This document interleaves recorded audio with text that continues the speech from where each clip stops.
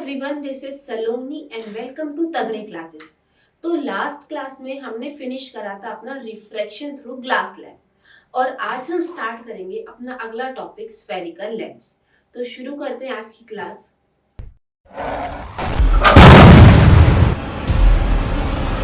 अब शुरू करते हैं अपना टॉपिक स्फेरिकल लेंस। देखो, यहाँ मेरे पास एक ग्लास लैब है और यहाँ मेरे पास एक लेंस है। इन दोनों में फर्क क्या है? मैं इसको तो लेंस बोल रही हूँ और मैं इसको क्या बोलती हूँ? मैं ग्लास लैब। मैं इसको लेंस क्यों नहीं बोल सकती? दोनों के अंदर ही रिफ्रैक्शन हो रहा है तो मैं दोनों को ही लेंस बोलूंगी ना, लेकिन ऐसा नहीं होता। इसको तो मैं लेंस बोल रही हूँ, इसको क्या बोल रही हूँ? मैं ग्लास लैब। दोनों में डिफरेंस क्या है? देखो, आओ समझते हैं। अगर मुझे किसी भी चीज को स्फेरिकल लेंस बोलना है तो उसके पास तीन चीजों का होना बहुत जरूरी है। नंबर 1, वो ट्रांसपेरेंट होनी चाहिए। नंबर 2, उसके अंदर रिफ्रैक्शन होना चाहिए। और नंबर 3, जो मोस्ट इंपॉर्टेंट है, उसकी एटलीस्ट एक साइड कर्व होनी चाहिए। ठीक है, क्या क्या कंडीशन है मेरे पास? नंबर 1,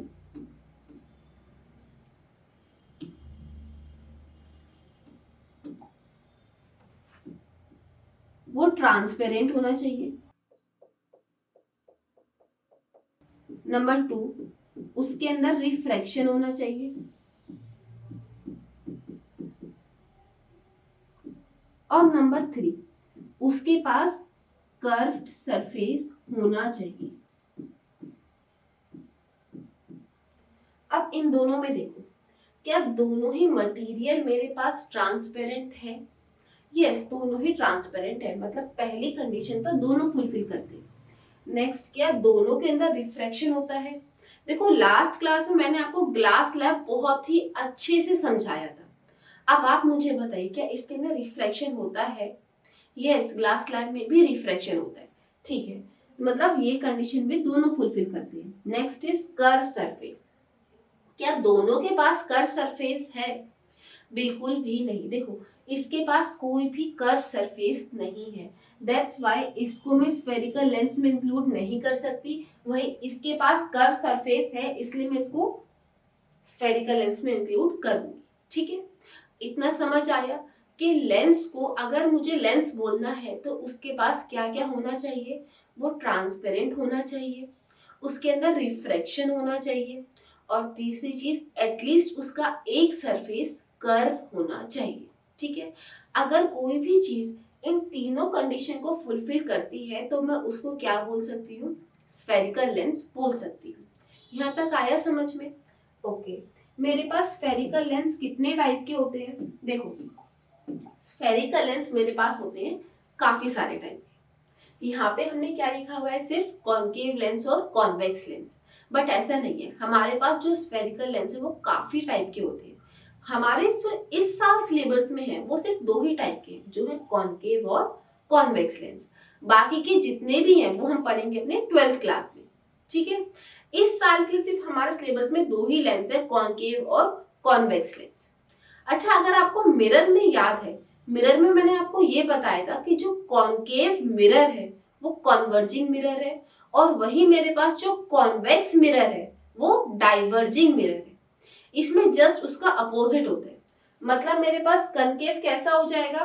कनकेव मिरर कैसा था मेरे पास? कन्वर्जिंग। तो कनकेव लेंस कैसा हो जाएगा? डाइवर्जिंग। कॉन्वेक्स मिरर कैसा था मेरे पास? डाइवर्जिंग। तो कॉन्वेक्स लेंस कैसा हो जाएगा मेरे पास? कन्वर्जिंग।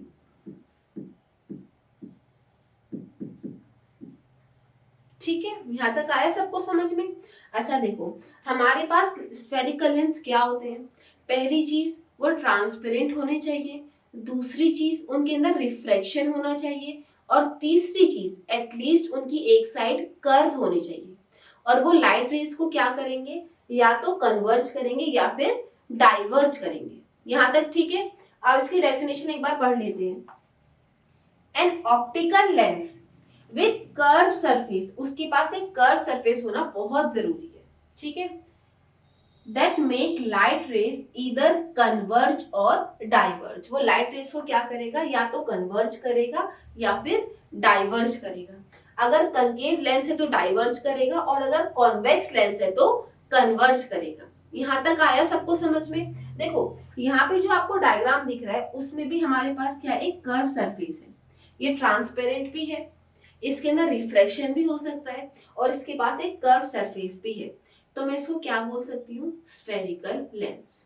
यहाँ तक आया सबको समझ में कि स्फेरिकल लेंस हमारे पास कौन से लेंस होते हैं, जो ट्रांसपेरेंट हो, जिनके अंदर रिफ्रैक्शन होता हो और एटलीस्ट उनकी एक साइड कर्व हो। क्या मैं ग्लास स्लैब को लेंस बोल सकती हूँ? बिल्कुल भी नहीं, क्योंकि उसके पास एक कर्व सरफेस नहीं होता। ठीक है, यहाँ तक आया सबको समझ में? देखो आगे हम पढ़ेंगे कंपोनेंट्स ऑफ लेंस के बारे में। कॉन्वेक्स लेंस और कॉन्केव लेंस दोनों के कंपोनेंट आज हम पढ़ेंगे। ठीक है, इसको पढ़ने से पहले मैं आपको एक चीज समझाना चाहती हूँ। देखो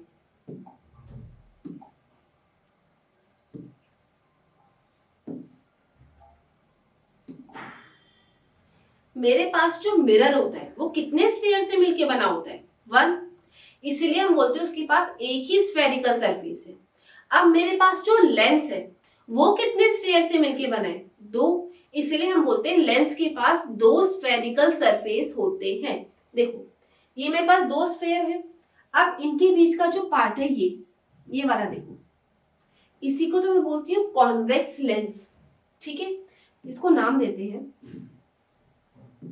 ए बी, इसी को तो मैं बोलती हूँ कॉन्वेक्स लेंस। अच्छा ये देखो, इसका पहला वाला सरफेस ये और इसका दूसरा वाला सरफेस ये। पहले वाले जो सरफेस है वो इस वाले स्फीयर से मिलके बना है, इसको मैं बोलती हूँ पहला स्फीयर। ये जो सेकेंड वाला सरफेस है ये दूसरे वाले स्फीयर से मिलके बना है, इसको मैं बोलती हूँ सेकेंड सरफेस। यहां तक ठीक है? अच्छा अब हम पढ़ेंगे इसके कंपोनेंट्स के बारे में। पहली चीज, इसके पास कितने स्फेरिकल सरफेस आए हमारे पास, 2। मेरे पास कभी भी कोई भी स्फेरिकल लेंस एक सिंगल स्फेयर से नहीं बन सकता, हमेशा उसके लिए क्या चाहिए, हमारे पास 2 स्फेरिकल सरफेस होने ही चाहिए, इसलिए वो 2 स्फेयर से मिलके ही बनेगा। ठीक है, ये कभी भी सिंगल स्फेयर से मिलके नहीं बन सकता। ओके अब आगे चलते हैं। अब इसमें देखो, अगर आपको मिरर में याद है, मिरर में मैंने आपको ये समझाया था कि ये मेरे पास एक स्फेयर है, इसका सेंटर लाई करेगा यहाँ पे, इसको हम क्या बोलते थे, सेंटर ऑफ स्फीयर। बिल्कुल सेम तरीके से यहाँ पे देखो, ये पहला वाला स्फीयर है, इसका सेंटर कहीं यहाँ पे लाई करेगा, जिसको मैं क्या बोलूंगी, सेंटर ऑफ स्फीयर। और इस वाले का सेंटर कहीं यहाँ पे लाई करेगा, इसको मैं क्या बोलूंगी, सेंटर ऑफ स्फीयर।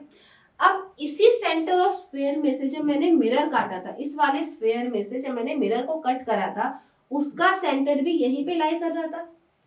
ठीक है, उसी तरीके से इसमें से जब ये वाला सरफेस बाहर निकाला गया, ये वाला, ठीक है, इनका जो सेंटर है वो कहाँ पे लाई करेगा, बिल्कुल सेम सेंटर ऑफ स्फीयर पे इनका सेंटर लाई करेगा। ठीक है, फर्स्ट वाले स्फीयर, फर्स्ट वाला जो सरफेस है ये वाला, इसके लिए सेंटर यहाँ पे लाई करेगा, जिसको मैंने नाम दिया है C1। ठीक है, इसको मैं क्या बोलूंगी, centre of curvature of first surface C1।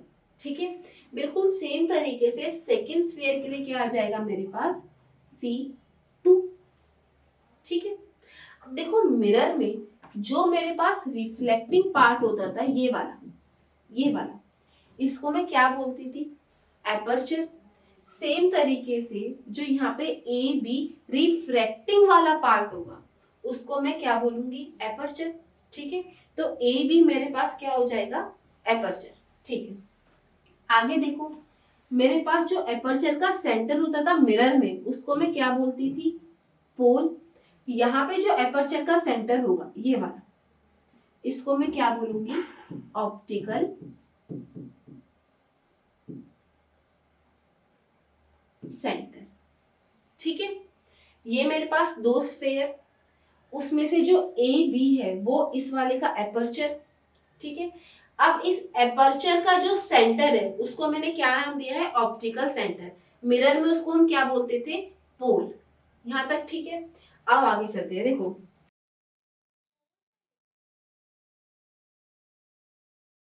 पोल से जो सेंटर ऑफ कर्वेचर तक का डिस्टेंस था, उसको हम क्या बोलते थे, रेडियस ऑफ कर्वेचर। बिल्कुल सेम तरीके से जो ऑप्टिकल सेंटर और सेंटर ऑफ कर्वेचर का तक का डिस्टेंस होगा उसको हम क्या बोलेंगे, रेडियस ऑफ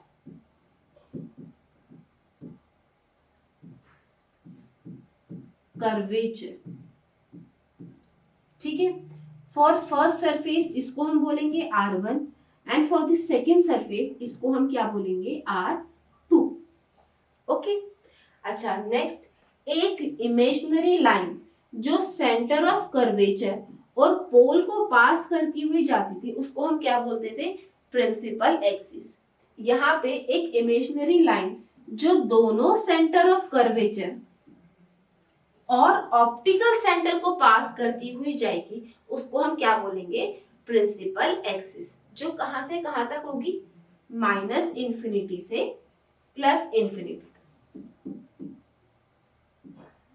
ठीक है, इसमें हमने भी क्या क्या समझा, देखो जो मेरे पास कॉन्वेक्स लेंस है वो कितने स्फीयर से मिलके बना है, 2 स्फीयर से मिलके बना है। उसके पास कितने स्फेरिकल सरफेस है, 2। ठीक है, पहले वाले स्फेरिकल सरफेस इस वाले स्फीयर से 1 और सेकंड वाला इस वाले से 2। ठीक है, अब जो इनका सेंटर होगा, इन वाले सरफेस का जो सेंटर होगा उसको मैंने क्या नाम दिया है, सेंटर ऑफ कर्वेचर। पहले सरफेस के लिए 1 और सेकेंड सरफेस के लिए 2। ठीक है, अब जो इसमें रिफ्रैक्टिंग वाला पार्ट है ये ए बी, इसको मैंने क्या नाम दिया है, एपर्चर। एपर्चर का जो सेंटर है उसको हम क्या बोलेंगे, ऑप्टिकल सेंटर। यहां तक ठीक है। देखो इसके बाद जो ऑप्टिकल सेंटर से और सेंटर ऑफ कर्वेचर तक का डिस्टेंस है उसको हम क्या बोलते हैं, रेडियस ऑफ कर्वेचर। पहले सरफेस के लिए R1 और दूसरे सरफेस के लिए R2। यहां तक ठीक है, आगे चलते हैं। देखो इसके बाद हमने पढ़ा है कि इमेजिनरी लाइन जो दोनों सेंटर ऑफ कर्वेचर और ऑप्टिकल सेंटर को पास करती हुई जाएगी उसको हम क्या बोलेंगे, प्रिंसिपल एक्सिस। ठीक है, देखो यहाँ पे ये मेरे पास क्या, एक कॉन्वेक्स लेंस। ठीक है, ये उसका पहला सरफेस, ये उसका पहला सरफेस और ये दूसरा। पहला वाला इस तरीके से इस स्फीयर से मिलके बनेगा और दूसरा वाला इस वाले स्फीयर से मिलके बनेगा। ठीक है, देखो पहले वाले के लिए जो सेंटर ऑफ कर्वेचर है कहीं यहाँ पे लाई करेगा जिसको मैंने नाम दिया है C1, और सेम दूसरे वाले के लिए यहाँ पे लाई करेगा C2। ओके, ये जो रिफ्रैक्टिंग पार्ट है ए बी ये वाला, इसको मैं क्या बोलूंगी, एपर्चर। ठीक है, जो एपर्चर का सेंटर है उसको मैंने क्या नाम दिया है, ऑप्टिकल सेंटर। यहां तक ठीक है। ऑप्टिकल सेंटर से लेके सेंटर ऑफ कर्वेचर तक का जो डिस्टेंस है उसको मैं क्या बोलूंगी, रेडियस ऑफ कर्वेचर। ठीक है, पहले स्फीयर के लिए क्या नाम दूंगी, R1 और दूसरे वाले स्फीयर के लिए R2। यहां तक कोई प्रॉब्लम, बिल्कुल नहीं। ठीक है, अगर कोई प्रॉब्लम आती है तो आप कमेंट सेक्शन में लिख के बता सकते हो। ठीक है, यहां तक आया सबको समझ में, आओ आगे चलते हैं।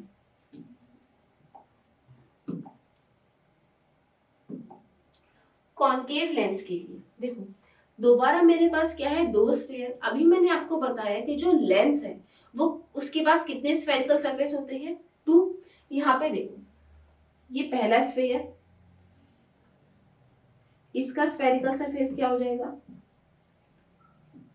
ये वाला, और एक हो जाएगा हमारे पास सेकंड स्फेरिकल सरफेस ये वाला।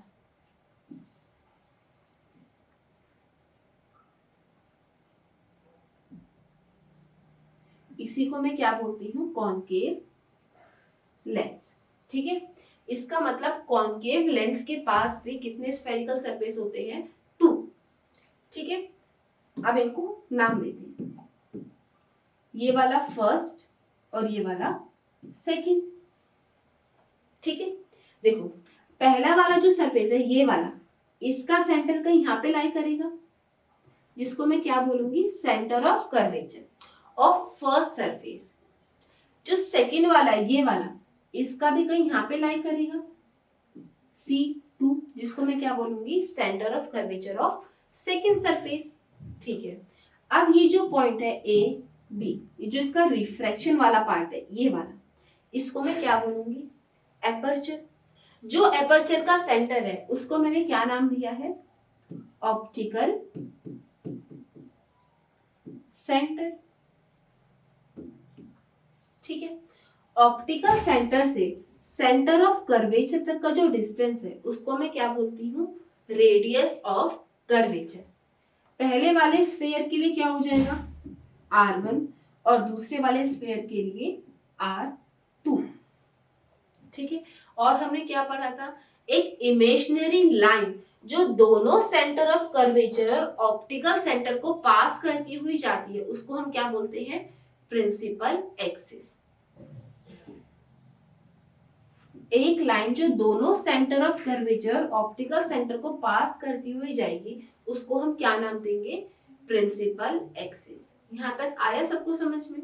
ठीक है, देखो हमने इसके बारे में भी जो पढ़ा सब कुछ आया समझ में। ये मेरे पास क्या है, एक लेंस। लेंस में यहां से यहां तक का जो डिस्टेंस है उसको मैं क्या बोलती हूँ, सेंटर ऑफ कर्वेचर से और ऑप्टिकल सेंटर तक के बीच के डिस्टेंस को रेडियस ऑफ कर्वेचर। बिल्कुल सेम कॉन्वेक्स लेंस में, बिल्कुल सेम हमारे पास कॉनकेव लेंस में, और आई थिंक बिल्कुल सेम हमारे पास मिरर में भी था। सिर्फ क्या चेंज हुआ है, वहां पे पोल था और यहाँ पे क्या आ चुका है, ऑप्टिकल सेंटर। वहां पे एक ही स्फेरिकल सरफेस था, यहाँ पे कितने आ चुके हैं, दो स्फेरिकल सरफेस आ चुके हैं। ठीक है, क्यों, क्योंकि वो एक ही स्फेयर से मिलके बना है और ये दो स्फेयर से मिलके बना है, बाकी दोनों में कोई ज्यादा चेंज नहीं है। यहाँ तक आया सबको समझ में? ठीक है, आगे चलते हैं। देखो इसके बाद हम सीखेंगे अपना प्रिंसिपल फोकस निकालना। पहले हम सीखेंगे कॉन्वेक्स लेंस का, उसके बाद दूसरे लेक्चर में हम सीखेंगे कॉनकेव लेंस का। ठीक है, आज हम पढ़ते हैं अपना कॉन्वेक्स लेंस का। देखो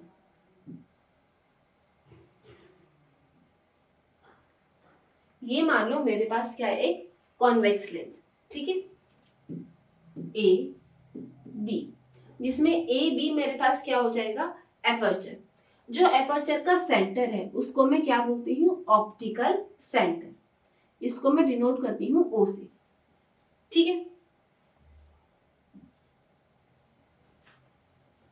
एक लाइन जो दोनों सेंटर ऑफ कर्वेचर और ऑप्टिकल सेंटर को पास करती हुई जाती है उसको हम क्या बोलते हैं, प्रिंसिपल एक्सिस।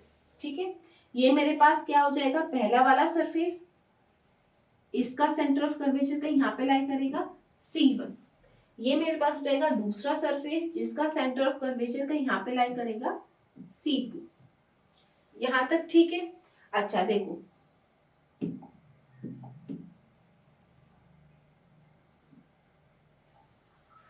ये मेरे पास एक रे आई है इन्फिनिटी से, जो कैसी है, पैरेलल टू प्रिंसिपल एक्सिस। ठीक है, देखो ये मेरे पास है फर्स्ट सरफेस और ये मेरे पास है सेकंड सरफेस। अब आप ध्यान से देखना, जैसे ही लाइट, ये मेरे पास है एयर, ये ग्लास, और ये फिर से क्या आ जाएगा, एयर। ये मेरे पास क्या है, ग्लास। जैसे ही लाइट एयर से ग्लास में एंटर करेगी, क्या वो रिफ्रैक्शन होगा उसके अंदर? होगा डेफिनेटली, क्योंकि जैसी लाइट एक मीडियम से दूसरे मीडियम में जाती है वो बेंड हो जाती है। उसी बेंडिंग को हम क्या बोलते हैं, रिफ्रैक्शन ऑफ लाइट। इसका मतलब जैसी लाइट एयर से ग्लास में जाएगी उसके अंदर रिफ्रैक्शन होगा। ठीक है, देखो इस लाइट को इस तरीके से जाना चाहिए था, ऐसे, लेकिन ये किस साइड बेंड होगी, इसके लिए हमें क्या बनाना पड़ेगा, पहले नॉर्मल। और ये मैंने आपको बहुत अच्छे से समझाया है कि एक स्फेयर का नॉर्मल कहां से पास होता है, उसके सेंटर ऑफ कर्वेचर से। ठीक है, तो पहले वाले स्फेयर के लिए कहां से पास होगा, यहां से या यहां से? पहले वाले स्फेयर के लिए पहले वाले सेंटर ऑफ कर्वेचर से पास होगा। ठीक है, इसका मतलब इसका नॉर्मल कैसे पास होगा,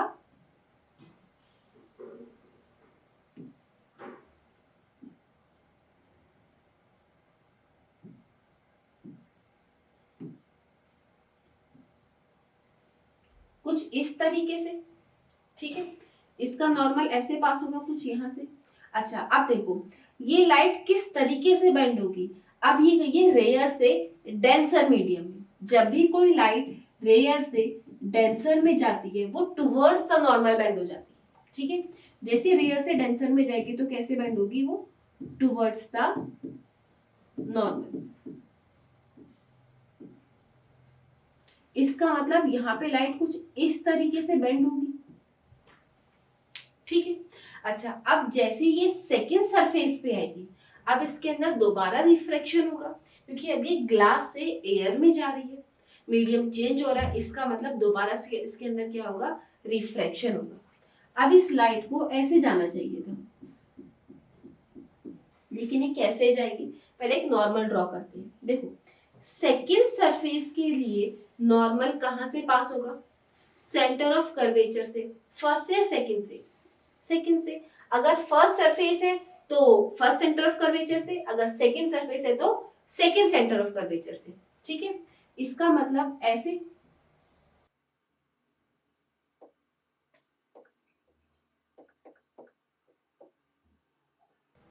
ये रहा मेरे पास सेकंड सेंटर ऑफ कर्वेचर, यहां से पास होगा। अच्छा, अब देखो, इस लाइट को ऐसे जाना चाहिए था, ठीक है। अब ये जैसे डेंसर से रेयर में जाएगी, डेंसर से रेयर में जाएगी, ये कैसे बेंड होगी, अवे फ्रॉम द नॉर्मल, ठीक है। कैसे बेंड होगी अभी, अवे फ्रॉम द नॉर्मल। मतलब पहले ये सिर्फ ऐसे जा रही थी, ये हमारे पास क्या है, नॉर्मल, और इस लाइट को ऐसे जाना चाहिए था। अब ये कैसी हो जाएगी, पहले से भी दूर, मतलब अवे फ्रॉम द नॉर्मल, इस तरीके से, ठीक। अच्छा, एक और रे बनाते हैं नीचे से। जैसे ही एयर से ग्लास में जाएगी, बेंड हो जाएगी। बेंड होने के लिए हमें पहले क्या बनाना पड़ेगा, इसका सेंटर ऑफ कर्वेचर, ठीक है। इस लाइट को कैसे जाना चाहिए था, इस तरीके से। अब ये कहाँ बेंड होगी, देखो, अब ये रेयर से डेंसर में जा रही है, तो ये कैसे बेंड होगी, टुवर्ड्स द नॉर्मल, मतलब नॉर्मल की तरफ, इस तरीके से। ये हो गई बेंड, ठीक है। अब क्या होगा, अब यहाँ पे दोबारा इस लाइट को ऐसे जाना चाहिए था, लेकिन क्योंकि अब ये ग्लास से एयर में जा रही है, दोबारा इसके अंदर क्या होगा, रिफ्रैक्शन होगा, ठीक है। यहाँ पे देखो, ये मैंने क्या ड्रॉ करा है, नॉर्मल, ठीक है। लाइट को ऐसे जाना चाहिए था, अब ये क्योंकि ग्लास से एयर में जाएगी, तो कैसे बेंड होगी, away from the normal.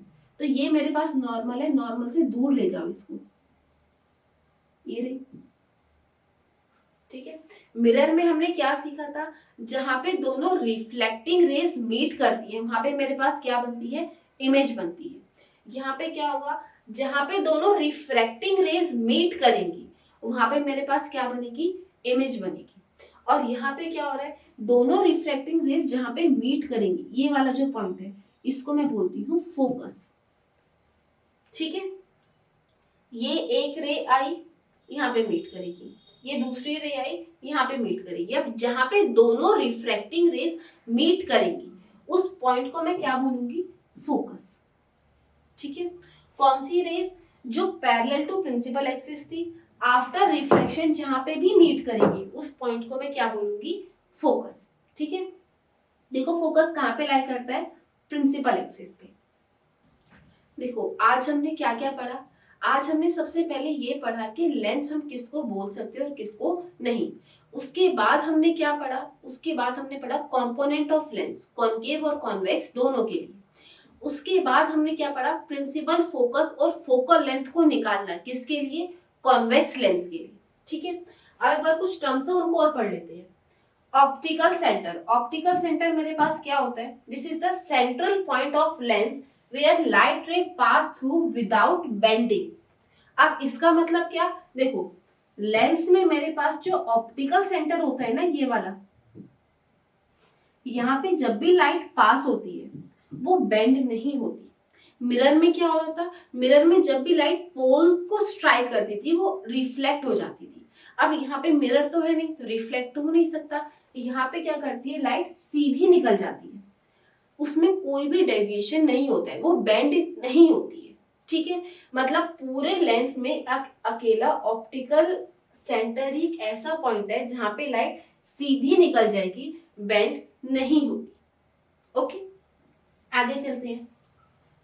Focal point, this is a point where parallel light rays converge, ठीक है, लाइट रे आई थी, कन्वर्ज हो रही थी इस तरीके से, converge after passing through the lens, lens से पास होने के बाद वो सारी लाइट रेज कन्वर्ज हो रही थी।